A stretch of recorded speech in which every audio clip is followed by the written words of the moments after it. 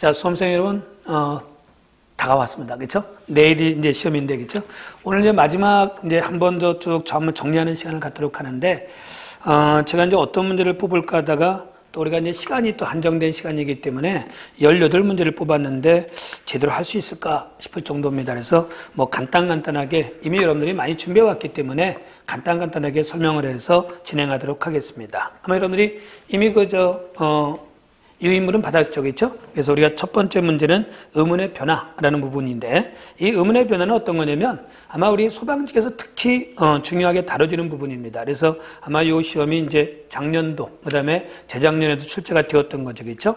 그래서 다음 보기에 나타난 의문 현상이 기억년 디귿일 미음의 의문 변동 중 관계되는 것을 모두 고르면 그랬습니다. 자, 이 문제는 우리가 어떻게 풀어가는 것이다. 우리가 이 문제를 푸는 것은 사실은 간단해, 그렇죠? 우선 어떤 거냐면 답을 먼저 찾는 방법부터 먼저 얘기하면 이렇게 콧이불이라는 것을 우리가 발음해 보니까 어떻게 돼서 이렇게 혼리불이 되어버렸어, 그렇죠? 자, 그러면 우리가 있는 그대로만 따져보자, 그렇죠? 어떤 변화가 있는가 한번 찾아보면 첫 번째는 말하면 됩니까? 여기 티읕이던 것이 이렇게 니은이 되어버렸죠, 그렇죠? 그렇지? 자, 두 번째는 뭐냐면 두 번째는 우리 여기 없었던 거겠죠? 무엇이 니은이 생겼어, 그렇죠? 이것도 우리가 봐줘야겠지, 그렇지? 그러면 어떤 니은이 생긴 걸 우리가 뭐라고 해? 이것을 우리가 니은의 첨가다 이렇게 우리가 부르면 되겠죠, 그렇죠? 그렇지? 자, 그러면 티읕이 니은된 것은 어떤 것일까? 우선 티읕이 이렇게 직접 니은되기는 어렵겠죠, 그렇죠? 그러면 티읕이 니은된 것은 뭐냐면 이 티읕이라는 것이 무엇에 의해서 음절 끝소리 법칙에 의해서 이렇게 디귿이 되었겠죠, 그렇죠? 그렇지? 그래서 디귿이 되었다. 그러면 이렇게 티읕이 디귿된 것을 우리가 뭐라고 한다? 이것을 우리가 뭐냐면 음절의 끝소리 법칙이다. 이렇게 우리가 불러주면 됩니다. 그렇죠? 그러면 음절 끝소리 법칙 됐다. 그렇죠? 그러면 그 다음에 또 하나 우리가 정리해 둘 게 있어. 그렇죠? 요 디귿이 이렇게 니은된 이유는 뭐냐? 이런 거죠. 그렇죠? 자, 디귿이 니은된 건 어떤 걸 얘기할까? 바로 이것은 디귿이 니은된 것은 뭐냐면 요 디귿이 뒤에 붙은 니은과 영향을 받은 거죠. 그렇죠? 이런 것을 우리가 일종의 뭐라고 한다? 동화현상이다. 이렇게 우리가 보면 되겠죠. 이 동화는 자음간에 일어났다겠죠. 즉 자음인 디귿과 니은간에 일어났기 때문에 이것을 우리가 자음 동화라 부르죠겠지. 자, 두 번째는 앞에 있던 디귿이 뒤에는 니은을 닮았다. 무슨 동화 이것은? 그렇죠. 역행 동화라고 우리가 부릅니다. 자, 변하고 난 뒤에 모습이 뭐다? 니은과 니은 같죠? 이걸 뭐라고 우리가 완전 동화라고 하지, 그렇지? 그래서 여기는 이렇게 세 가지 동화 중에서도 자음 동화이고 또 역행 동화이며 완전 동화다. 이렇게 우리가 부릅니다. 자, 또 하나 주의할 것은 뭐야? 자, 디귿이 니은 됐죠? 우리가 디귿은 말하면 됩니까? 이것은 파열음이지만 니은은 말하면 비음이 되잖아, 그렇죠? 그러니까 여기서 뭐라고 한다? 우리가 비음하다. 이렇게 우리가 불러주면 되겠지, 그렇지? 이런 현상을 우리가 하나하나 정리해보면 우리가 쉽게 정리할 수 있는데, 자, 기억은 뭐라고 했어? 기억은 거기 치읓이, 그렇죠? 꽃할 때 치읓이 디귿됐고, 앞할 때 피읍이 비읍된 것은 바로 뭐다? 음절 끝소리 법칙. 맞죠? 그렇지? 자, 그러니까 기억은 해당된다. 그럼 답은 이제 1번과 3번 중에 답이 되겠네, 그렇죠? 두 번째는 말하면 됩니까? 맨입, 담뇨. 요 니은은 둘 다 말하면 됩니까? 니은이 들어간 거지, 그치? 우리가 니은의 첨가라고 합니다. 그렇죠? 세 번째 말하면 됩니까? 안따. 어떻게? 탁구. 그러니까 어떻게 돼? 디귿이 쌍디귿 됐고, 그렇죠? 그 다음에 기억이 쌍기역 됐으니까 이것은 뭐다? 그렇죠? 되인소리 되기. 이렇게 우리가 봐주면 되겠죠. 그래서 거기서 디귿은 되인소리 되기다. 이렇게 주면 됩니다. 리을은 말은 뭐 됩니까? 그렇죠? 리을은 나타, 그 다음에 어떻게? 와서. 이렇게 됐으니까 이것들은 우리가 축약이라고 하지, 그치? 말하면 시읒과 디귿이 합쳐져서 티읕된 거지, 그치? 그 다음에 이제 오와 아가 결합돼서 와가 됐으니까 이것을 우리가 둘 다 앞에 건 자음의 축약, 뒤에 건 말하면 뭐냐? 모음의 축약 현상이다. 이렇게 우리가 봐주면 됩니다. 자, 그 다음에 미음은 말하면 뭐 될까? 이것은 국물이 국물 됐고, 극는이 극는 됐다. 어쨌든 이응으로 변했죠, 그렇죠? 이응으로 변했다는 얘기 말하면 뭐 됩니까? 이것은 비음이 된 거지, 그렇지? 비음마 현상이다. 이렇게 주면 되겠죠. 그 다음에 이제 비읍의 경우는 어떻게 두음 법칙이 적용된 경우다. 이렇게 보면 됩니다. 답은 당연히 뭐가 돼? 그렇죠? 기억의 음절 끝소리 법칙. 그러면 니은의 첨가겠죠. 그 다음에 말하면 됩니까? 미음에 나타난 비음화 현상. 답은 바라보면 1번이 답이 됩니다. 그렇죠? 그래서 우리가 음운의 변화 현상을 봤는데, 자, 이 문제가 이제 2년 연속 출제가 됐잖아, 그렇죠? 이것은 우리가 제일 중요한 게 바로 뭐야? 그래서 이 문제를 우리가 풀려면 이렇게 자음과 모음의 무엇을, 그렇죠? 분류 투표에 대한 것을 우리가 좀 정리해 놓자. 그래서 여러분이 이제 내일 시험장에 가기 전에 한 번 더 자음, 모음의 분류를 한 번 더 기억해 놓고, 그렇죠? 그렇게 가시는 게 필요하겠죠, 그렇지? 그래서 여기 나온 것처럼 뭐다? 이렇게 니은으로 변했다. 그럼 뭐야? 비음이 된 거지, 그렇죠? 그래서 이런 거 우리가 비음화 현상이다. 유음이 아닌 놈이 유음되면 뭐라고 해? 유음화 이렇게 부르잖아, 그렇죠? 그래서 이걸 우리가 준비하기 위해서는 이렇게 자음, 모음의 분류 도표를 반드시 기억하고 갈 것, 그렇죠? 자, 두 번째 문제는 높임과 낮춤입니다. 뭐 시간이 이렇게 많지 않기 때문에 간략간략히 설명합니다. 두 번째는 높임과 낮춤 문제인데, 자, 우리가 높임과 낮춤 부분을 우리가 알아보려면 뭘 알아야 돼? 높임에 뭐가 있다? 그렇죠? 이렇게 크게 보면 이제 세 가지가 있죠, 그렇죠? 이렇게 주체 높임, 두 번째 말은 뭐 됩니까? 이렇게 객체 높임, 세 번째 말은 뭐가 있냐면 상대 높임이라는 것이 있다는 점. 이렇게 우리가 먼저 정리되면 되겠죠, 그렇지? 그래서 주체 높임, 객체 높임, 상대 높임인데, 물론 여기서 중요한 것은 말은 뭐야? 그렇죠? 중요한 것은 주체라는 말, 그다음에 객체라는 말, 그리고 상대라는 말. 이거 우리가 정확하게 아는 게 중요하죠, 그렇지? 주체는 뭐다? 그렇죠? 이 주체라는 것은 서술어의 말하면 됩니까? 행동의 주체. 그 무엇에 해당하는 것, 누가 또는 뭐다? 무엇이. 이걸 우리가 주체라고 하죠, 그렇죠? 그다음에 객체는 뭐다? 그 대상이 되는 거죠, 그렇죠? 이걸 우리가 객체라고 하고, 그러니까 행위의 대상을 얘기한단 말이야. 마지막에 말하면 됩니까? 상대. 상대는 쉽죠. 이것은 그냥 우리가 청자, 즉 말 듣는 사람을 우리가 상대라고 부른다. 이렇게 주면 되겠죠. 그래서 우린 주체, 객체, 상대 이렇게 정해주면 됩니다. 그렇죠? 자, 우리 주체 높임에도 다시 크게 보면 어떻게 주체 높임이라는 것은 이렇게 시를 통해서 높이는 것으로서 여기는 세 가지가 있다겠죠. 뭐가 있어? 이렇게 직접 높임이라는 것과 두 번째 말은 뭐 됩니까? 이렇게 간접 높임이라는 거. 세 번째는 말은 뭐 됩니까? 이렇게 압존법. 이렇게 세 가지가 있죠. 그렇지?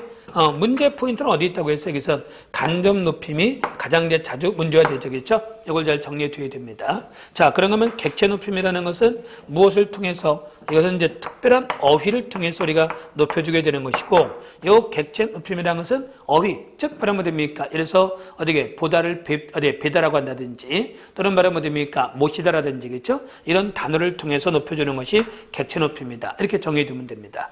자, 세 번째 상대 높임. 이건 뭘 통해서 높인다? 그렇죠? 상대는 이렇게 종결 어미를 통해서 우리가 높여준다는 점. 이렇게 우리가 봐주면 되겠죠. 그래서 우리는 특히 바로 뭐 됩니까? 문제의 초점은 이렇게 간접 높이면서 가장 많이 출제가 되고 있죠. 그렇지? 물론 이제 이 공부를 할 때 제일 중요한 것은 우리가 주체는 뭐고, 그렇죠? 그리고 객체는 무엇이고 상대는 무엇인가. 이걸 우리가 정확하게 아는 게 무엇보다 중요하다는 점. 그래서 이걸 우리가 기억해 둘 필요가 있다. 그렇죠? 자, 그러면 거기서는 뭐냐면 문제가 뭐냐면 밑줄 친 부분의 높임 표현 중에서 그 용법이 다른 것 이렇게 얘기했습니다. 그럼 뭘 물어보는 걸까? 주체 높임, 객체 높임, 상대 높임. 그렇죠? 이걸 구분하는 얘기죠. 그러면 1번 같은 경우는 명절을 맞아 선생님을 찾아 배웠다라고 했는데, 그렇죠? 그러면 여기서 뭐야? 선생님을 높여야 되겠죠, 그렇죠? 그러면 선생님은 여기서 뭐가 됩니까? 주체, 객체, 상대. 뭐가 돼? 자, 찾아뵌 것은 선생님이 아니죠? 찾아뵌 것의 그 대상이 선생님이 되겠지, 그렇지? 그러니까 요 선생님이 뭐라면 됩니까? 객체죠. 즉 객체 높임이 쓰인 거지, 그렇죠? 그렇지? 자, 두 번째는 그저께는 할아버지께서 댁에 계셨다 그랬습니다. 2번은 뭐라면 됩니까? 계시다. 누가? 할아버지. 그렇죠? 그 바로 누가를 말하면 우리가 주체라고 하는 거지, 그렇지? 그러니까 2번은 말하면 주체 높임이 된 거지, 그렇죠? 그렇지? 3번은 뭐라겠어? 나는 어머니께 선물을 드리고 밖으로 나갔다 그랬습니다. 거기서 말하면 나는이 말하면 됩니까? 누구를? 어머니를. 그렇죠? 여기서 어머니가 높임의 대상이 되는 것이고 어머니를 높이고 있기 때문에 이것도 객체 높임이다. 이렇게 주면 됩니다. 자, 4번은 뭐라겠어? 영희는 할머니를 집까지 모시고 와서 저녁을 대접했다. 마찬가지죠. 여기서 높임의 대상은 누가 된다? 그렇죠? 할머니가 되겠지, 그렇지? 영희는 할머니를 모시다. 그러니까 어떻게 돼? 데리고, 이러지 않고 뭐라겠어? 모시다. 이것도 뭐가 됩니까? 어휘를 갖고 높이고 있는 거죠? 객체 높임에 해당한다. 이렇게 우리가 봐주면 됩니다. 그래서 여기는 어떻게 무엇만, 2번만 주체 높임, 1번, 3번, 4번이 바로 뭐다? 객체 높임에 해당하는 겁니다. 그래서 답은 당연히 뭐다? 2번이 답이 된다는 점. 이렇게 우리 정해두면 되겠죠. 그래서 이 어디게 높임의 문제, 자주 나오는 문제지만 여러분이 다시 한번 정리해봐. 자, 주체라는 것은 말은 모르겠다. 이것은 어디게 행위, 어디에 서술어의 행위자. 그래서 바로 뭐야? 누가, 무엇이, 이걸 주체라고 하죠. 그 대상을 대상을 뭐라고 했다 했을 객체라고 부르는 거고요. 그 다음 말은 뭐 됩니까? 청자, 말을 듣는 사람, 이걸 우리가 상대라고 부른다는 점, 이렇게 좀 됩니다. 그래서 우리가 주체, 객체, 상대로 우리가 구분해 볼 수 있다는 점, 이렇게 정리해 둘 수 있죠. 그치? 자, 됐죠? 그 다음에 세 번째, 문장의 종류. 자, 이걸 아마 우리 제가 학원에서 수업을 하다 보니까 이 문장의 종류 부분을 특히 잘 못하더라고 보니까. 그래서 이 문장의 종류가 나왔는데, 우리 문장이라는 것을 우리가 어떻게 정리하는가 먼저 한번 보자. 우리가 문장이라는 것은 크게 말하면 됩니까? 이렇게 둘로 나눠지죠. 그렇죠? 이렇게 헛 문장이라는 것과 그 다음에 바로 뭐가 있어? 이렇게 겹문장이라는 것을 우리가 나눠진다. 이렇게 우리가 보면 되겠고, 다시 겹문장은 우리가 또 둘로 나눠지죠. 그렇죠? 무엇으로? 이렇게 문장 속의 문장이라는 게 있고, 그렇죠? 그렇지? 문장 속의 문장. 그리고 또 하나 바로 뭐가 있다? 이렇게 이어진 문장이라는 것이 있다는 점. 이렇게 우리가 정해두면 됩니다. 자, 이 문장 속의 문장은 다시 뭐로 나눴어? 이것을 이렇게 아는 문장이라는 것과 무엇으로? 이렇게 안긴 문장이라는 것이 있고, 이 안긴 문장이 바로 우리 뭐라고 한다? 이것을 우리가 절이다. 이렇게 우리가 부르는 겁니다. 그렇죠? 자, 물론 여기는 문장 속의 문장을 아는 문장과 안긴 문장으로 구분하기도 하지만, 이 문장 속의 문장 자체를 우리가 뭐라고? 이렇게 아는 문장이라고 우리가 부르기도 한다는 점. 이렇게 우리가 봐주면 되겠죠. 그렇지? 자, 그리고 이 절은 말은 뭐가 있다? 이 절의 종류는 다시 이렇게 명사절, 그렇죠? 그런 말은 뭐 됩니까? 이렇게 서술절, 그 다음에 이렇게 관형절, 그렇죠? 그 다음에 바로 뭐 됩니까? 이렇게 부사절이라는 것이 있고, 그 다음에 이렇게 인용절이라는 것이 있다는 점. 그래서 이렇게 우리 정리되면 되겠죠. 다시 이어진 문장은 뭐가 있어요? 여기는 두 개가 있죠, 그렇지? 그래서 이어진 문장의 두 개라는 것은 이렇게 대등적으로 이어진 문장, 그렇죠? 이렇게 대등적으로 이어진 문장이라는 것과 또 다른 말은 뭐가 있다? 이렇게 종속적으로 이어진 문장이라는 것이 있다는 점. 이렇게 우리가 봐주면 되겠죠. 자, 우선 여기서 문제가 될 만한 것은 여러 가지 있지만, 우선 첫 번째 우리가 문제되는 것이 여기죠. 바로 혼문장과 겹문장의 구분. 이게 이제 문제의 가장 핵심이죠. 그렇죠? 그래서 혼문장이라는 것은 뭐다? 주어 서술어가 한 번 나타난 경우다. 이렇게 좀 되겠죠. 겹문장은 바로 뭐 됩니까? 이것은 이렇게 주어와 서술어가 두 번 이상 나타난 경우. 이걸 우리가 겹문장이라고 부르는 거죠. 그렇죠? 그래서 혼문장, 겹문장의 구분 문제. 자, 그러니까 여기도 지금 문제가 뭐냐면 혼문장, 겹문장을 구분하는 거야. 그렇죠? 그래서 여기는 바로 뭐냐면 거기 1번, 2번, 3번, 4번 중에서 뭐가 답이 됩니까? 그렇죠. 바로 3번이 답이 되죠. 그렇죠. 3번은 주어서로 한 번 나타난 문장을 우리가 혼문장이라고 했는데, 거기 보니까 아르미와 다운이가 학교에서 만났다 그랬죠. 그렇죠. 자, 우리가 혼문장을 공부할 때 여러 가지 중요한 것 중에서 거기처럼 바로 뭐 됩니까? 만나다 같은 무엇이 쓰였을 때, 대치 동사가 쓰였을 때, 그렇죠? 혼문장의 문제 중에 제일 많이 나오는 것이 바로 이제 대치 동사가 되겠죠. 이 대치 동사라는 것을 우리가 대치 동사 또는 대칭 동사 또는 우리가 대칭 서술어라고 부르기도 하는데, 하나의 서술어가 바로 뭐 됩니까? 두 개 이상의 주어를 요구하는 경우다. 이렇게 보면 되겠죠. 그래서 우리가 여기 나온 것처럼 거기 문제처럼 만나다의 경우는 반드시 몇 명이 있어야 된다? 두 명이 있어야겠죠. 그렇죠? 그래서 이런 거 우리가 뭐라고 한다? 대치 동사라 부른다는 점. 이렇게 우리가 정해주면 되겠죠. 그렇지? 그래서 대치 동사는 어떻게 만나다 또는 말하면 뭐 됩니까? 닮다, 같다, 다르다 이런 것들을 우리가 뭐냐면 대치 동사라 부른다는 점. 이렇게 우리가 정해주면 되겠죠. 그래서 대치 동사가 쓰였을 때는 말하면 뭐다? 혼문장이 된다는 점. 이걸 우리가 반드시 기억해둘 필요가 있다는 점. 그렇죠? 자, 그 다음에 두 번째 우리가 혼문장 할 때 주의할 점 중에 하나 뭐냐면 이런 것들 주의해야 돼. 이렇게 본용어과, 그렇죠? 이렇게 보조용언이 나타난 경우죠. 그렇지? 그래서 본용어과 보조용언이 합쳐져서 말하면 됩니까? 하나의 서술어가 된다는 점. 이것도 우리가 주의할 필요가 있다. 자, 이 얘기는 무슨 얘기야? 이 본용어과 보조용언이라는 것은 합쳐서 하나의 서술어가 된다고 했는데, 자, 요 예 하나 들어보자. 그렇죠? 여기 봐봐. 그래서 이런 문장 생각하면 되겠죠. 이렇게 손님이 오고 가다. 나는 이 문장하고, 그렇죠? 또 하나 말하면 됩니까? 이렇게 사과가 이거 가다라는 이 두 개의 문장을 한번 비교해 보자는 얘기죠. 그렇죠? 자, 그러면 위에 있는 문장은 뭐가 됩니까? 이것은 오다, 그 다음에 가다고, 그렇죠? 여기는 뭐야? 읽다? 그러면 됩니까? 가다가 되겠지? 이렇게겠죠? 자, 둘 다 어떻게 돼? 서술어가 두 개인 것처럼 느껴지지만 사실은 위에 있는 문장은 뭐가 됩니까? 손님이 오다, 그리고 손님이 말하면 가다가 되는 거죠. 그렇죠? 그러니까 당연히 이것은 몇 개의 문장이야? 두 개의 문장이죠? 이거는 겹문장이 되는 겁니다. 그렇죠? 자, 그러나 사과가 이거 가다는 뭐가 된다?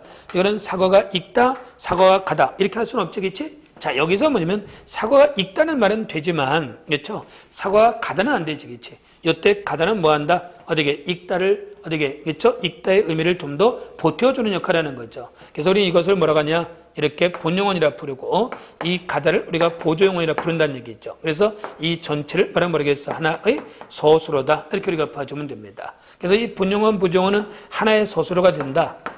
다시 얘기하면 하나의 동작이라는 얘기죠. 그렇죠? 그러니까 위의 것처럼 손님이 오다, 손님이 가다처럼 두 개의 동작으로 쪼개지 않는다는 얘기죠. 그렇지? 그래서 이것은 이거 가다가 하나의 서술어가 돼서 이 경우는 바로 뭐가 된다? 이것은 헛 문장이 된다는 점. 이렇게 우리가 봐주면 됩니다. 그래서 우리가 헛 문장, 견문장 구분할 때 특히 이 대치동사하고 어디게 본용언, 보조용언 같은 이런 것들을 우리가 좀 정확하게 정의될 필요가 있다는 점. 그렇죠? 자, 그래서 이제 요게 이제 문제 핵심이 되겠고 두 번째는 여기죠. 그렇죠? 두 번째는 말은 뭐냐면 이 절의 문제는 되겠죠. 이 절을 구분하는 것이 또 문제가 될 수 있다. 그렇죠? 절을 구분하는 문제. 이것도 이제 우리가 많이 출제되는 문제 중에 하나죠. 그렇죠? 그래서 다음 중 어디에 절의 종류가 다른 하나를 찾으시오. 이렇게 문제화 될 수 있다는 점입니다. 자, 여기서 우리가 이제 명사절이라는 것은 대표적인 게 바로 뭐야? 이렇게 미음 같은 명사형어미나 기와 같은 명사형어미. 그래서 미음이나 기 같은 명사형어미가 붙거나 또는 말하면 됩니까? 것과 같은 의존 명사가 붙어서 명사절을 만들 수 있다. 이렇게 보면 되겠죠. 자, 서술절 잠깐 보자. 서술절. 아마 이제 절의 종류 중에서 여러분들이 잘 구분 못하는 것 중에 하나가 요 서술절입니다. 서술절은 말 그대로 뭐냐면 하나의 문장이 될 수 있는 놈이 독립하지 못한 채 무슨 역할을 하고 있다? 서술의 역할을 하고 있는 거죠. 그렇죠? 그러니까 예를 들어서 이렇게 생각하면 되겠죠. 보자. 이렇게 키가 크다 이렇게 되면 이것이 하나의 문장이죠. 그렇죠? 그래서 키가가 주어가 되겠고 그 다음에 크다가 말하면 됩니까? 서술어가 돼서 하나의 문장이 됐단 말이야. 이렇게 독립하면 문장이죠. 이것은. 그렇죠? 독립하면 하나의 문장이 된단 말이야. 자, 그러나 이렇게 될 수가 있죠. 그렇죠? 이렇게 철수가 이렇게 겠죠? 키가 크다 이럴 수 있단 말이야. 자, 그러면 여기선 요 위에서 키가 크다는 이 자체가 하나의 독립된 문장으로 쓰였지만 여기서는 말하면 됩니까? 여기서는 철수가가 주어가 되는 것이고 그렇죠? 이 키가 크다가 말하면 됩니까? 이것이 서술어가 된다는 점이죠. 그럼 이걸 다시 얘기하면 어떻게 얘기하면 돼? 자, 키가 크다가 하나의 문장이 될 수 있는데 독립하지 못하고 무슨 역할? 하나의 문장 성문의 역할을 하고 있지? 이것을 우리가 뭐라고 한다? 이것을 바로 절이라 부르는 거죠. 서술의 역할을 하니까 바로 뭐라고 했다? 이것을 서술어절. 이렇게 우리가 부를 수 있다는 얘기죠. 그렇지? 이런 걸 우리가 뭐냐면 서술절이다. 이렇게 우리가 불러주면 돼. 자, 그런데 요 서술절은 우리가 혼문장, 견문장을 구분하는데도 아주 중요한 역할을 합니다. 그래서 수험생들이 가장 많이 틀린 것 중에 하나가 바로 이 부분인데 이래서 이런 얘기죠. 자, 여기 한번 보자. 자, 이렇게 꽃이 말하면 됩니까? 활짝 피었다. 이래 보자는 말이야. 꽃이 활짝 피었다 라고 하면 이건 뭐 더 이상 설명할 게 없죠. 뭐가 됩니까? 꽃이가 주어가 되겠고 피었다가 서술어가 되겠지. 활짝은 피었다를 꾸며주는 말은 뭐 됩니까? 부사어가 됩니다. 그러니까 이것은 주어 서로 몇 번? 한 번 나타난 무슨 문장? 그렇죠. 헛 문장이 되겠지. 그렇지? 이렇게 되는 겁니다. 자, 그런데 여기서 이제 주의할 점 봐라. 이런 게 이런 걸 주의해. 이런 거를. 자, 여기서 예쁜이랬어. 예쁜. 이렇게 되면 자, 예쁜이 들어가면 여기서 예쁜은 뭐 하고 있습니까? 이렇게 꽃을 꾸며주고 있죠. 그렇지? 자, 명사인 꽃을 꾸며주니까 무슨 역할을 하고 있어? 관용어 역할을 하고 있죠. 그렇죠? 자, 이거 관용어라 보면 되죠. 자, 근데 문제는 이거죠. 문제는 요 예쁜이란 말은 이거는 바로 예쁘다라고 하는 말하면 됩니까? 형용사의 경우죠. 그렇죠? 자, 그러면 형용사라는 것은 원칙대로 무슨 역할을 한다? 서술어 기능하는 게 형용사지겠죠. 동사와 형용사는 서술어 기능하잖아. 그렇지? 자, 이 경우는 뭐냐면 예쁘다가 꽃이라는 명사를 꾸며주기 위해서 이렇게 관형사형음이 니은이 결합돼서 잠시 관형사처럼 쓰이는 겁니다. 그래서 우리가 문장성을 얘기할 때 우리가 이걸 관형어라고 부를 수 있단 말이야. 자, 그러나 이 경우에 문장의 종류가 뭐냐고 얘기할 때는 예쁜이 없는 상황에서 꽃이 활짝 피었다는 혼문장이죠. 그렇지? 자, 그러나 이 예쁜이 들어가면 이게 관형어지만 예쁘다는 형용사이기 때문에 서술어 기능을 할 수 있다는 얘기죠. 그렇죠? 이게 서술어 기능을 할 수 있는 거란 말이야. 서술어 기능을 할 수 있다는 얘기는 말은 뭐냐? 이건 주어가 있다는 얘기죠. 단지 그 주어가 뭐가 됐을까? 생략된 거죠. 왜? 바로 이것은 꽃이 예쁘다는 문장과 꽃이 활짝 피었다는 두 개의 문장을 하나의 문장으로 합친 거죠. 그렇죠? 그러니까 여기서 이 수식받는 꽃이 들어가서 무슨 역할을 합니까? 이것을 주어 역할을 하죠. 다시 얘기하면 이것은 꽃이 예쁘다라는 문장하고 꽃이 활짝 피었다는 두 개의 문장이라는 얘기란 말이야. 그래서 이것은 뭐냐? 이 경우가 바로 뭐 됩니까? 이 경우도 우리가 뭐가 된다는 거, 서술어가 된다는 점을 우리가 주의할 필요가 있다는 점이죠. 그렇죠? 그러니까 이게 서술어 되니까 그럼 이거 문장이 몇 개가 돼? 2개가 되는 거죠. 그렇죠? 그래서 이 경우 자, 예쁜이 들어감으로써 갑자기 무슨 문장이 돼버려? 이것은 이렇게 견문장이 된다는 점이지, 그치? 이런 것도 우리가 주의해서 정리해둬야 됩니다. 알겠어? 그래서 이것도 우리가 좀 기억해 두자. 그러니까 이것은 예쁜이 뭐냐라고 하면 이거는 뭐라고 할 수 있어? 이렇게 꽃을 꾸며주는 관용어라 부를 수도 있지만, 그렇죠? 예쁘다는 형용사이기 때문에 뭐다? 서술어가 될 수 있다는 얘기죠. 그래서 이것은 당연히 뭐다? 견문장이 된다. 이렇게 우리가 봐주면 됩니다.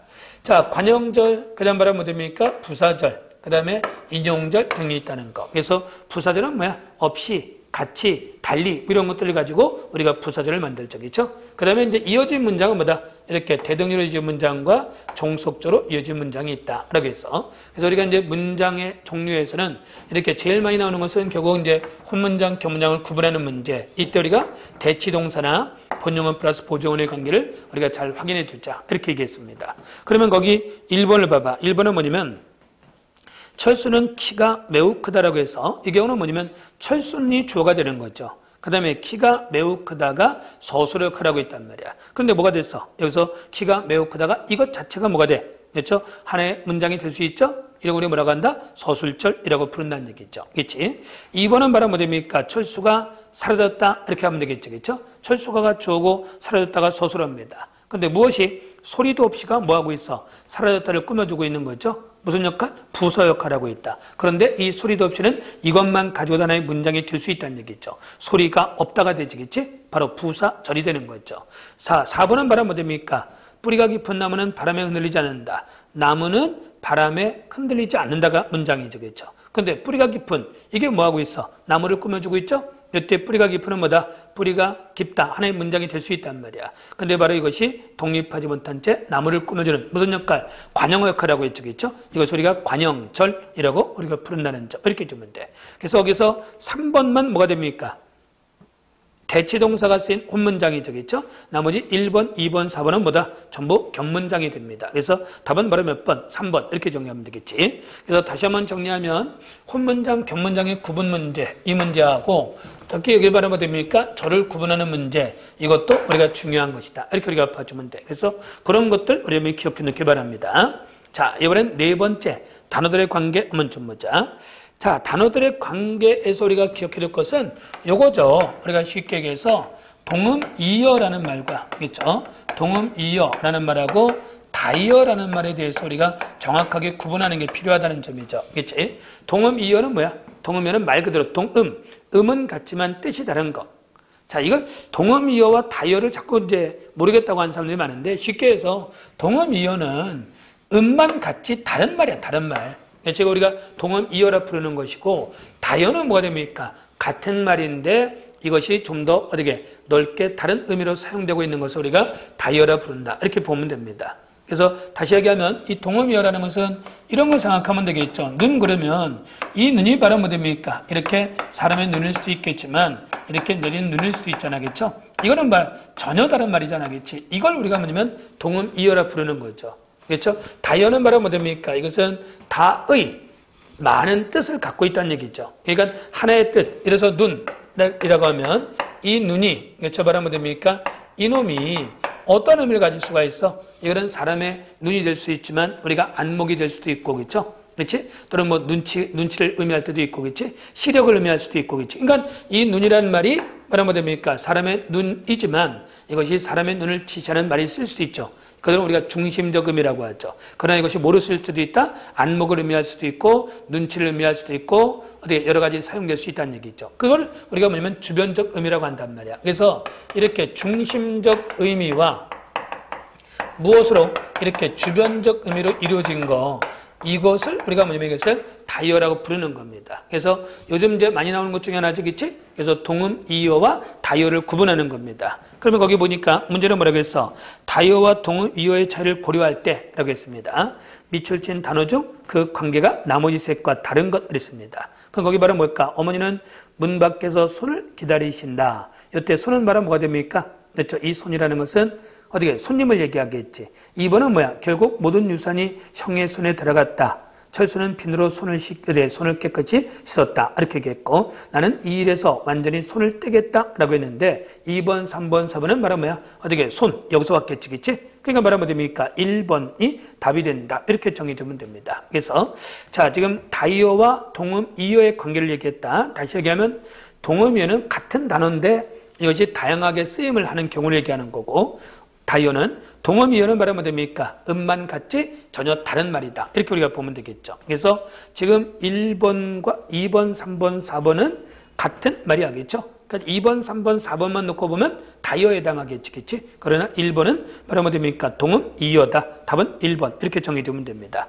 자, 그래서 이제 현대 문법에 4개를 뽑아봤습니다. 그 다음 5번은 탈춤인 되겠죠. 그렇지? 자, 다음 중 말을 엮어가는 방식이 기억과 가장 유사하지 않은 것 이렇게 얘기했습니다. 뭘 물어보는 겁니까? 그렇죠? 이것은 의문의 유사성을 이용한 언어 유희를 얘기하죠. 그렇죠? 그래서 의문의 유사성, 즉 뭐야? 발음상의 유사성을 이용한 언어 유희다. 이렇게 우리가 봐주면 됩니다. 그래서 양반 나오신다. 양반이라니까 노른소는 호주병족당을 다니랬고 삼정수 18 다니는 테러 재선에 계신 양반인 줄 알지 마시오. 개들양, 즉 개가족 양자에 개소소반 반자를 쓰는 양반이 나오신단 말이오. 그래서 이런 걸 뭐라고 했다고? 의문의 유사성을 이용한 언어 유희다. 이렇게 주면 되겠죠. 그러면 1번은 뭐가 됩니까? 울고나니 곡성어님. 우는 걸 뭐라고 해? 곡한다고 하잖아. 그치? 이게 바로 뭐야? 발음상의 유사성을 이용한 언어 유희가 되겠죠. 그치?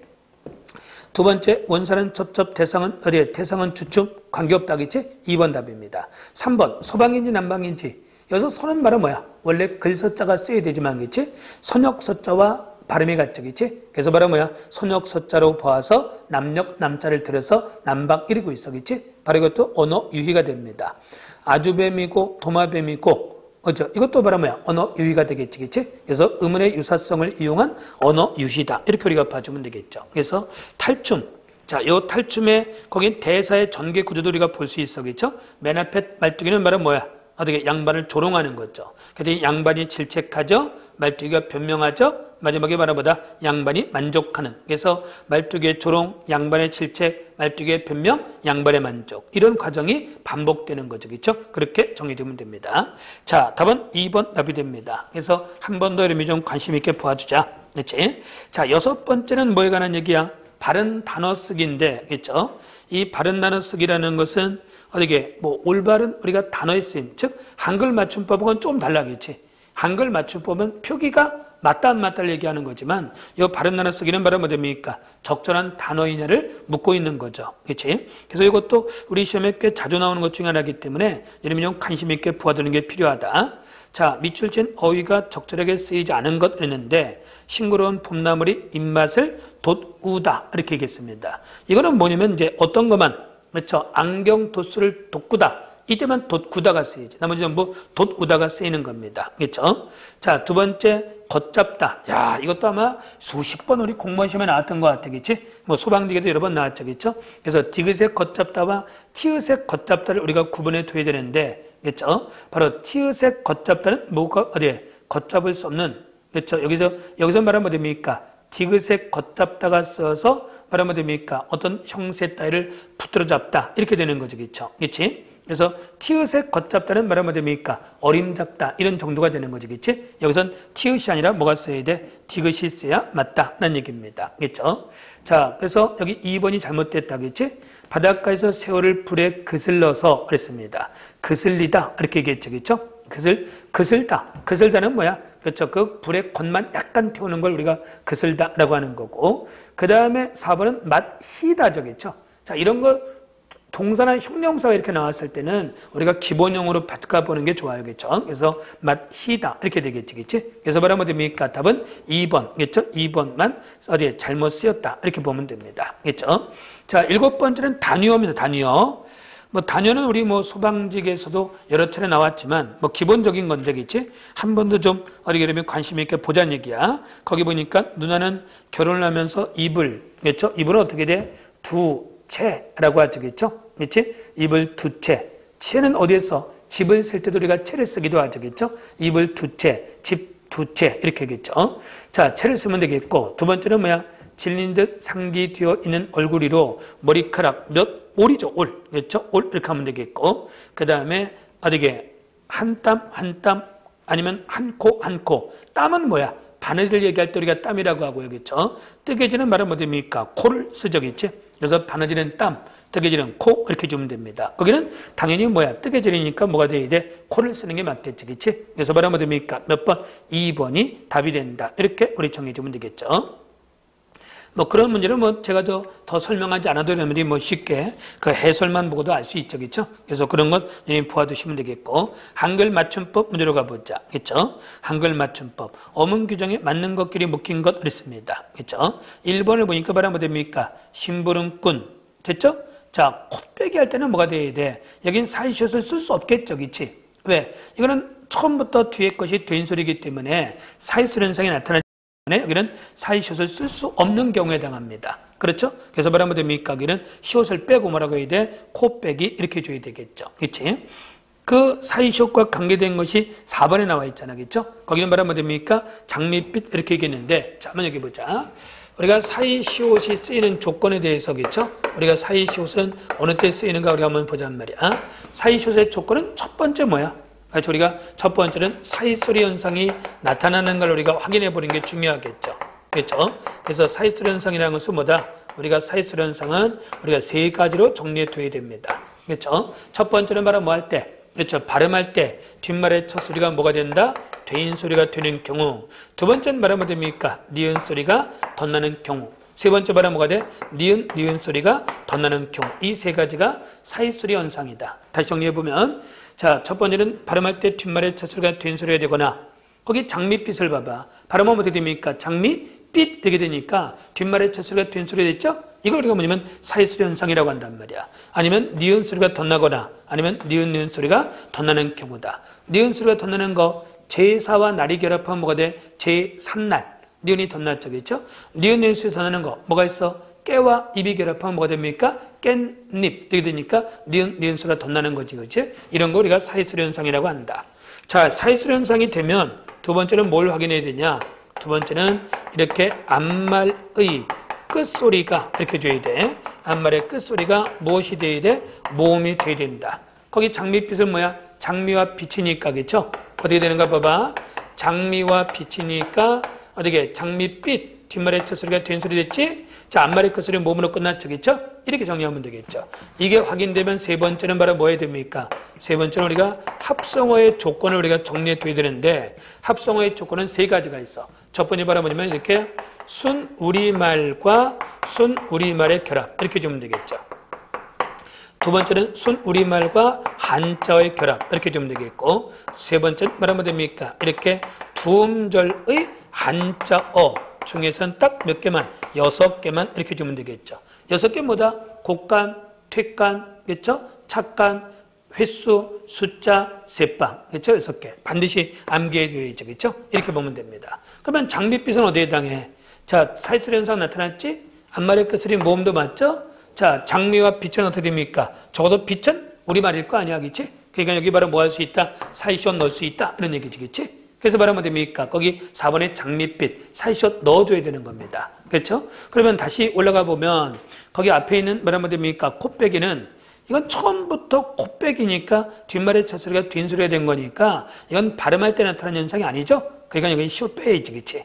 그 다음에 장구가 되겠지, 그렇지? 창난, 젖 이렇게 있겠고, 윗니, 그 다음에 짜, 깊기. 이거 조심해야죠. 짜 깊기가 아니라 짜 깊기가 되는 겁니다. 이래라 저래라 가요 운. 2번이 답이다, 그렇죠? 그러면 3번은 말하면 됩니까? 3번은 아귀찜, 이면수어, 쭈꾸미가 아니라 뭐라고 해야 돼? 주꾸미 볶음 이렇게 되겠죠. 갈치구이, 그렇죠? 자, 4번에 성공률. 성공률은 뭘 얘기하는 거야? 이걸 얘기하는 거죠, 보자. 성공률은요, 우리가 두음 법칙에서 이걸 얘기하는 거죠. 모음이나 니은 받침 뒤에 렬이나 률이 왔을 때는 이게 바로 뭐 된다? 열이나 율이 된다. 이걸 얘기하는 거죠, 그렇죠? 모음이나 니은 받침 뒤에 렬이나 율은 열이나 율이 된다. 이렇게 주면 됩니다. 어떤 걸 얘기할까? 이런 걸 얘기하겠죠. 실패률입니다. 자, 그러면 여기는 두음 법칙 관계없어, 그렇죠? 왜? 이미 두음이 아니기 때문에. 두음은 뭐야? 이렇게 맨 앞에 왔을 때 두음이라고 하지만 여기는 예외적으로 뭐 뒤에? 모음 뒤에 률이기 때문에 바로 뭐 됩니까?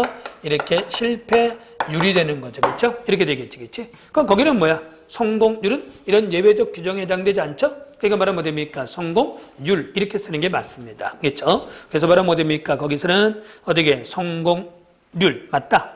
안 돼 맞죠? 그치? 자, 뒤에 요는 신경 쓸 거 없어. 요는 뭐니까? 상대는 표현의 보조사니까. 그렇죠? 그 다음 말하면 뭐 됩니까? 그 뒤에 보니까 하지 말아라가 아니라 뭐야? 하지 마. 또는 뭐야? 하지 마라. 이렇게 하면 되겠죠. 장밋빛 사이쇼 들어가줘야 있겠죠. 그치? 답은 2번 답이 됩니다. 자, 9번째 띄어쓰기 문제입니다. 여기는 다음 중 띄어쓰기가 바른 것이라고 했는데 1번은 뭐야? 사랑할 만큼 할 때 만큼. 자, 대로나 만큼은 앞에 치원이 오면 조사. 그러나 관용어 왔을 땐 의존명사 띄어쓰기겠죠. 두 번째 알프스산. 이거 말하면 뭐 됩니까? 어디게 산이나 강이나 섬 이런 것은 우리말에 왔을 때는 붙여 써야지만 외래어 뒤에는 띄어 써야 된다. 그래서 알프스 띄고 산 이렇게 되겠죠. 4번은 말하면 뭐 됩니까? 저 뒤에 떠난 지가 무엇일 때 시간의 의미를 가질 땐 의존 명사다. 이렇게 주면 되겠죠. 그래서 그 자리를 떠난 지가 언제인데 시간의 의미를 갖고 있죠? 의존 명사이기 때문에 띄어 써줘야 됩니다. 답은 3번 답이 된다. 이렇게 주면 되겠죠. 자, 그 다음 10번째 표준 발음법의 문제인데 자, 표준 발음법의 1번의 경우는 우리가 간단하죠. 우리가 표준 발음법을 할 때 우리가 제일 중요한 거 바로 뭐야? 우리 표준 발음법에는 어디 요거 하나 좀 여러분이 먼저 하나 기억해 두자겠죠? 이렇게 생각하면 되겠죠. 보자.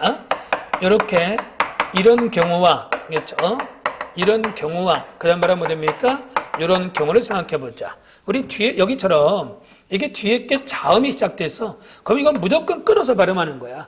그렇죠? 뒤에 게 모음으로 시작했죠. 그렇죠? 여기처럼 실질적 의미가 있을 때는 끊어서 발음하는 거고요. 이는 말하면 뭐 됩니까? 조사나 의미 같이 형식적 의미를 가질 땐 이어서 발음하는 겁니다. 그렇죠? 그럼 거기 말하면 뭐가 됩니까? 어떻게 돼? 그렇죠? 끝과 을 사이는 저 세 가지 중에 어디에 해당하는 거야? 세 번째. 그래서 끝을 이렇게 되겠죠. 그렇지? 그러나 피읍은 말하면 뭐 됩니까? 우리가 자음의 경우는 좀 다르죠? 이건 피읍, 배 이렇게 돼 있죠. 닭앞에는 말하면 뭐 됩니까? 달가페가 아니라 뭐가 돼야 돼? 그렇죠? 닭앞에 이렇게 되겠지, 그렇지? 그래서 말하면 됩니까? 이게 왜냐면 닭하고 앞은 뭐가 돼야 돼? 끊어서 읽어야 될 거 아니야. 앞이 실질적 의미가 있으니까, 그렇죠? 그러니까 닭 끊어서 읽으면 기억만 남지, 기억만 남겨서 옮겨가니까 닭앞에가 되는 거죠. 2번은 말하면 뭐 됩니까? 헛과 웃음 사이를 끊어야겠죠. 휘발유는 말하면 뭐 됩니까? 휘발과 유에서 이건 뭐냐면 29화. 그렇죠? 앞에 자음으로 끝나고 뒤가 유인 경우에는 니은음을 첨가하는 거죠. 그렇죠? 휘발류가 되겠지. 그렇지? 그 다음에 밥게. 이건 말하면 뭐 됩니까? 어떻게? 밥게. 시팡을 얘기하죠? 리을 비읍의 대표는 리을이다. 단, 밥의 경우 뒤에 자음이 오면 예배다. 이렇게 얘기했지. 그렇지? 그래서 이건 이렇게 외우면 되잖아. 그렇죠? 여덟. 이렇게 하면 되겠죠. 여덟. 리을 비읍의 대표는 바로 뭐라고? 리을이다. 이렇게 얘기했습니다. 그러나 여기에 예배가 있어서 예배가 바로 뭐라고 해서 이렇게 어떻게 밥의 경우는 뒤에 자음이 왔을 때겠죠. 넙의 경우는 바로 뭐 됩니까? 뭐 넙죽하다, 넙둥물 달 때. 이때는 예배가 돼서 리을 비읍을 뭐로 발음한다? 비읍으로 발음한다. 이렇게 주면 되겠죠. 이거 어떻게 우리 표준 발음법 10항 그렇죠? 반드시 외워둬야 됩니다. 그렇죠? 그렇게 우리 정해주면 되겠다. 그래서 예배적이지? 그러면 밑에 3번도 예배 어디에 예배가 되나? 어떻게 넙다는 아니지, 그치? 넙죽하다, 넙둥물 달 테니까 예배가 아니니까 뭐로 발음해야 돼? 리을로 발음해야지, 그치? 옆에 넙죽하다와 넙둥물 달 예배이기 때문에 비읍으로 발음하는 거죠, 그렇죠? 그다음 말하면 뭐 됩니까? 결단력. 그다음 말하면 뭐 됩니까? 맑고. 이 맑고는 바로 어디에 해당하는 거냐면 여기에 해당한다. 11항이죠, 이것이, 그치? 11항은 이렇게 외우라고 했지? 흑과. 그런 말은 뭐 됩니까? 그것은 리을 기억의 대표는 기억이다. 이렇게 주면 됩니다. 예배가 있죠, 그렇죠? 예배는 말하면 뭐 됩니까? 용언의 리을 기억 뒤에 기억이 왔을 때 이것만 예배다. 이때는 뭐로 발음한다? 리을로 발음한다. 자, 여기도 리을 기억 뒤에 기억이지만 이거는 치원되기 때문에 예배가 아니죠. 그래서 말하면 뭐냐? 이런 걸 얘기하는 거지. 이런 경우는 예배가 아니다. 그치? 왜? 리을 기억 뒤에 기억이기 때문에 예배가 아니죠. 이때는 그냥 기억입니다. 그러나 만약에 이렇게 됐다면 리을 기억 뒤에 기억이니까 예외. 이때는 뭐다? 리을로 발음하는 거죠. 그렇죠? 그래서 이것이 11항입니다. 이것도 우리가 반드시 기억해 두자. 그렇죠? 그러면 거기 바로 뭐 됩니까? 어디게? 거기는 어디게? 맑고. 맞죠? 서울력. 이거는 표준 발음법 29항이니까 니은음이 더 붙여져서 니은이 첨가됐지. 그렇지? 그래서 서울력. 그러니까 력이 아니라 리을 뒤에 니은은 뭐가 돼? 리을 되는 거지. 그렇지? 그래서 어디에 표준 발음이 아닌 것만 짝지어졌으니까 1번은 4개가 다 틀렸다겠죠. 3개가 다 틀렸다겠죠. 답은 1번이 답이 되는 겁니다.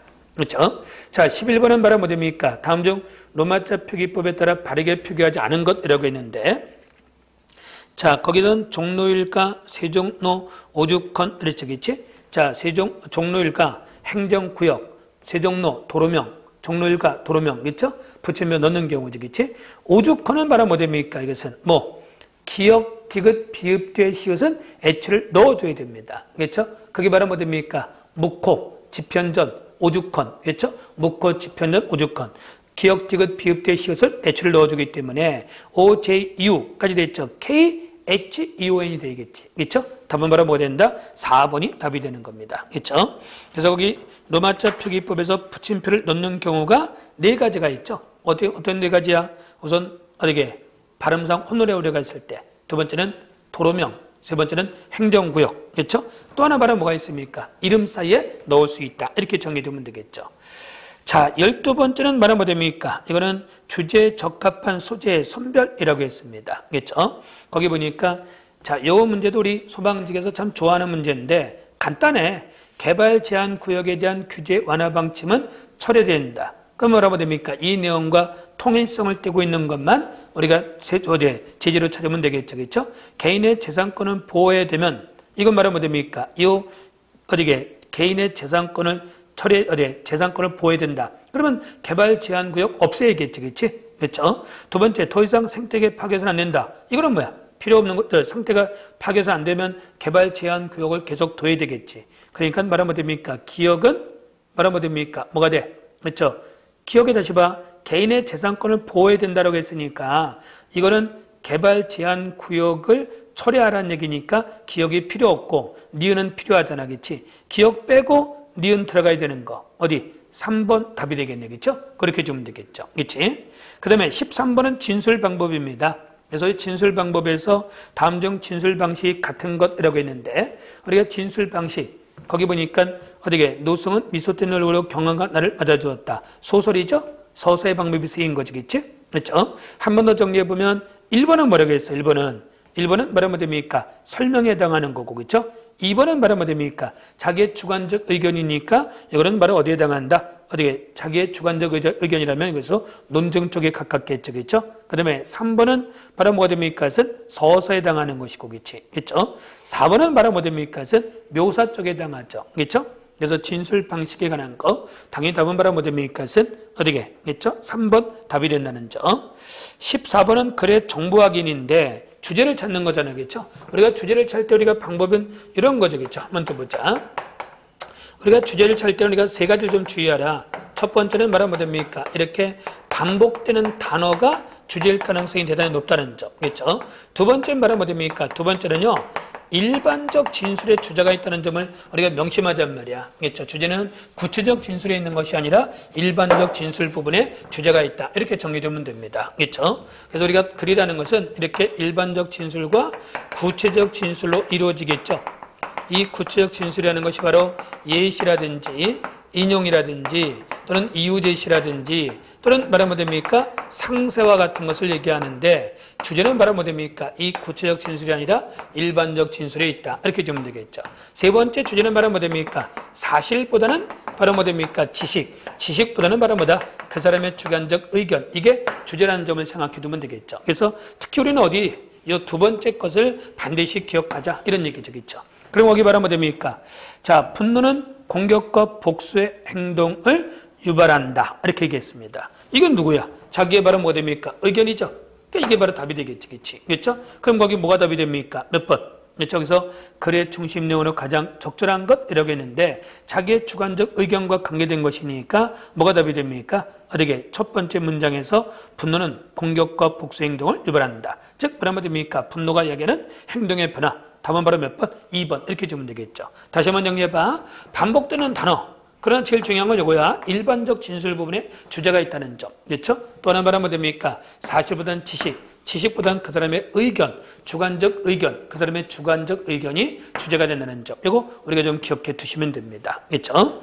자, 그 다음 15번 문제는 작품의 비평 방법이라고 했는데 거기 보면 이제 내지적 비평과 외지적 비평이 나왔죠. 그렇죠? 간단하게 정리하면 이렇게 정리하면 되겠죠.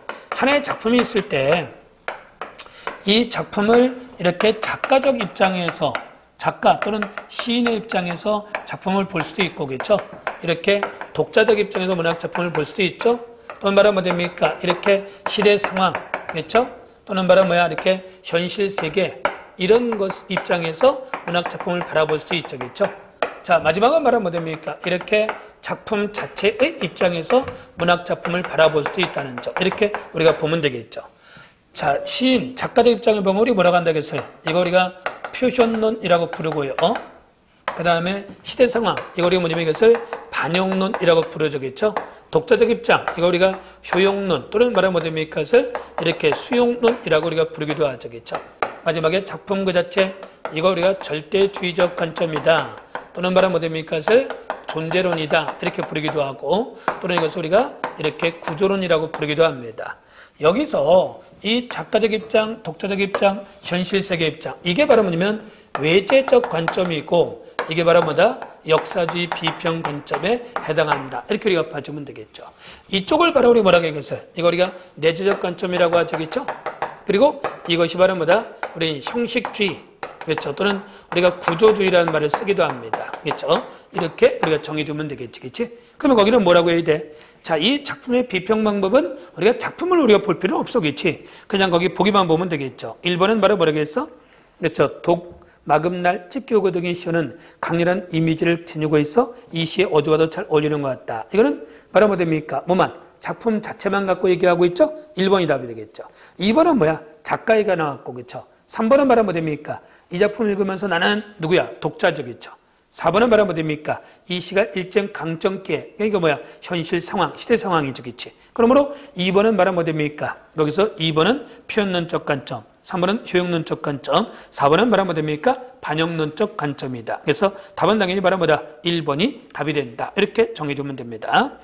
16번은 말하면 뭐라겠어? 표현상의 특징을 파악하는 문제인데, 자, 이 작품을 한번 좀 뭘 거든 얘기인가? 뭐라카노.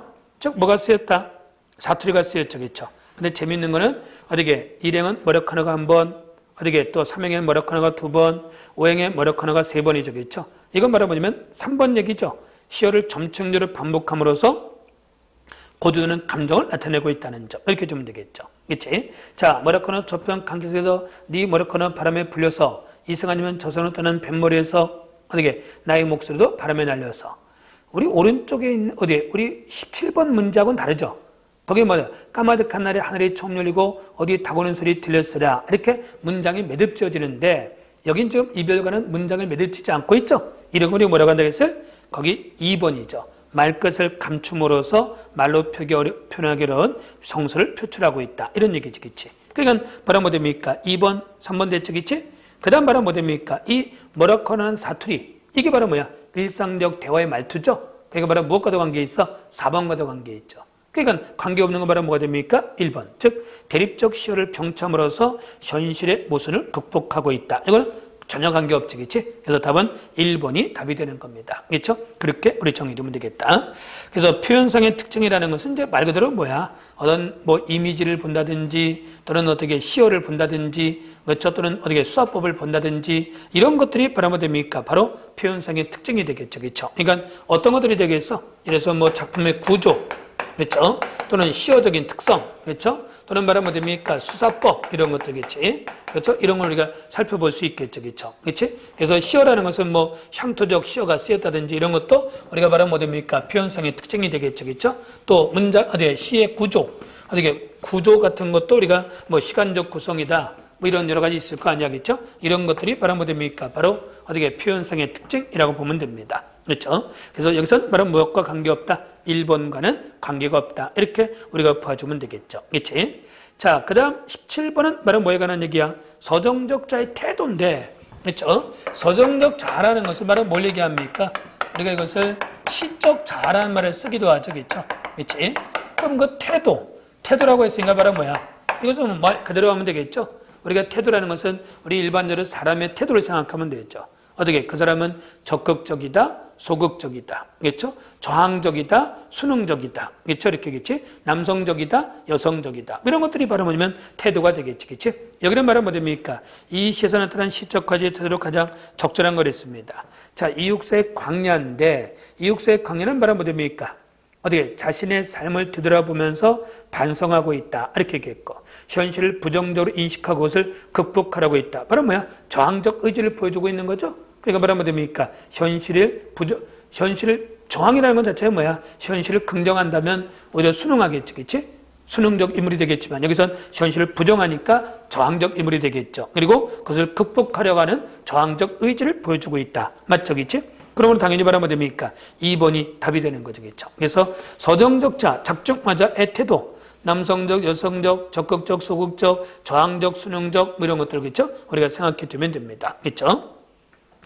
자, 18번 문제는 바로 뭐 됩니까? 시점에 관한 것인데 소설이 출제되면 뭐 거의 대부분은 시점 문제가 아니면 어휘 문제에서 많이 나오죠. 그렇지? 자, 어휘는 뭐 우리가 하루아침에 될 수는 없지만 시점은 뭐 간단하게 정리하면 돼. 뭐만 보면 됩니까? 서술자가 누구인가를 보면 되겠죠. 그래서 서술자가 나가 나오면 그렇죠? 이런 것을 우리가 1인칭 이점이라고 하고 여기지. 서술자가 내가 나오지 않았을 땐 우리 이것을 3인칭 이점이다. 이렇게 우리가 부르는 거죠. 그렇죠? 그래서 서술자가 내가 나오면 1인칭 이점, 서술자가 내가 나오지 않으면 3인칭 이점이다. 이렇게 주면 됩니다. 그러면 1인칭 점의 서술자는 누가 되는 것이냐? 바로 이것은 작품 속에 나가 되는 거죠. 그러니까 이걸 우리 뭐라고 할 수 있어요? 이것은 1인칭 점은 어디에 서술자가 어디에 있다? 작품 안에 있다. 이렇게 보면 됩니다. 그러면 3인칭쯤의 서술자는 누가 될까? 그렇죠? 3인칭쯤의 서술자는요. 이거는 작가가 되는 거죠. 그렇지? 그렇죠? 그러니까 이걸 우리 뭐라고 하면 되겠어요? 작품 밖의 서술자가 이렇게 하면 되겠죠. 그러니까 1인칭점은 작품 안의 서술자, 3인칭점 말하면 됩니까? 작품 밖의 서술자 이렇게 우리가 봐주면 되겠죠. 그렇지? 그 다음에 1인칭점은 다시 어떻게 됩니까? 여기서는 이 내가 무엇인가를 파악하면 돼. 주인공인가 아닌가를 파악하면 되겠지. 그렇죠? 그래서 내가 주인공이면 말하면 뭐가 됩니까? 1인칭 주인공점이 되는 거죠. 그렇죠? 그래서 내가 주인공이면 1인칭 주인공점이고 주인공이 아니면 말하면 뭐가 됩니까? 1인칭 관찰자점이죠. 그렇죠? 뭐만 보면 돼? 주인공이도 아니다. 이건 보면 되겠죠. 그렇지? 자, 3인칭 점 말하면 뭐 됩니까? 작가가 전지적이다 아니다. 이렇게 파악하면 됩니다. 그래서 전적이면 3인칭 전적 시점이고 아니면 말하면 뭐 됩니까? 그것은 3인칭 이렇게 관찰자 시점이다. 이렇게 우리가 봐주면 되겠죠. 그래서 1인칭 주인공점 말하면 뭐 됩니까? 이것은 이렇게 주동인물의 심리 묘사에 적절하다. 이렇게 얘기했고 1인칭 관찰자 시점을 말하면 뭐 됩니까? 이것은 시야가 제한적이다. 이렇게 우리가 봐주면 되겠죠. 그렇지? 3인칭 전적 시점을 말하면 뭐 됩니까? 이것은 이렇게 작가의 개입이 많다. 이렇게 우리가 보면 되겠죠. 작가의 개입이 많다는 점 이렇게 보면 되겠죠. 3인칭 관찰점은 바로 뭐다? 이것은 극적이고 또 바로 뭐다? 이렇게 객관적이다. 이렇게 우리가 정해 주면 됩니다. 그래서 시점에 이런 네 가지의 특성을 우리가 쭉 정리해 보면 되겠죠. 자, 그러면 거기가 뭐죠? 이제 이 소설에 나타난 시점을 물어봤으니까 그러나 웬일이 나를 자, 나 동그라미에 찍어놓고 나가 나왔으면 몇 인칭점이다? 1인칭점이죠. 그렇죠? 자, 그러면 이거에 뭐만 하게 나면 돼? 내가 주인공이다? 아니다만 보면 되겠지. 그렇죠? 나를 그렇게 기워주던 아저씨도 아랫방에 외삼촌이 들어오면 갑자기 티가 달라지지요. 이것저것 묻지도 않고 나를 껴안지도 않고 점잖게서 그림책이나 보여주고 그러지요. 이때는 그 내스링하는 그림책이 아니어요. 아마 아저씨가 우리 외삼촌을 무서워하나 봐요. 자, 누구의? 주요섭의 사랑 손님과 어머니고 주인공은 당연히 누가 돼? 사랑 손님과 어머니가 되겠지. 그치? 1인칭 관찰자 시점입니다. 그러면 1번 부속인 나가 그랬어. 그렇죠? 부속인 나라는 것은 말하면 뭐야? 내가 주인공이 아니라는 얘기죠. 그렇죠? 그러니까 말하면 뭐 됩니까? 이것은 1인칭 관찰자점을 설명하고 있는 거 맞죠? 답은 바로 몇 번? 1번 이렇게 주면 되겠죠. 이상의 날개는 뭐야? 1인칭 주인공점이죠. 작가가 그랬으니까 몇 인칭점? 3인칭점이죠. 작가가 작품 속에서 직접 개입하여 사건을 진행시키고 인물을 논평한다. 이건 3인칭 전적 시점이 되겠죠. 그렇지? 외부 관찰에 의하여 이거는 말하면 뭐 됩니까? 3인칭 관찰자 시점이다. 이렇게 보면 되겠죠. 그래서 답은 당연히 바로 뭐 됩니까? 1번이 답이 된다는 점. 이렇게 우리 정의되면 되겠죠. 자, 우리가 이제 짧은 시간이기 때문에 긴 시간이 아니어서 압축적으로 하다 보니까 제가 빠르게 진행할 수밖에 없고 또 이게 수능 문제를 다 하자 보면 그래서 20문제를 다 뽑을 것 같는데 도저히 시간상 안 될 것 같더라고요. 그래서 18문제를 뽑아서 한번 해봤는데 아마 여러분들이 특별하게 새로운 걸 공부한다는 것보다도 이런 문제들이 주로 많이 출제가 되고 있다는 점, 이런 걸 제가 이제 한 번 더 좀 일러두는 거니까 한 번 더 마음속에 한번 생각하시고, 그렇죠? 그리고 시험장에 가서 잘 보시기 바랍니다. 하여튼 여러분들하고 이렇게 짧은 시간이지만 나름대로 좀 정리해봤는데 하여튼 좋은 결과를 가지시기 바라고, 특히 시험장에 가서는 집중하는 게 중요하죠, 그렇죠? 그래서 우리가 문제를 풀 때는 이렇게 연필로 밑줄을 그으면서 문제를 푸는 거, 이거 잊지 마시고 하여튼 좀 좋은 성과 있기 바랍니다. 자, 수험생 여러분, 좋은 결과 있기 바랍니다. 고생하셨습니다.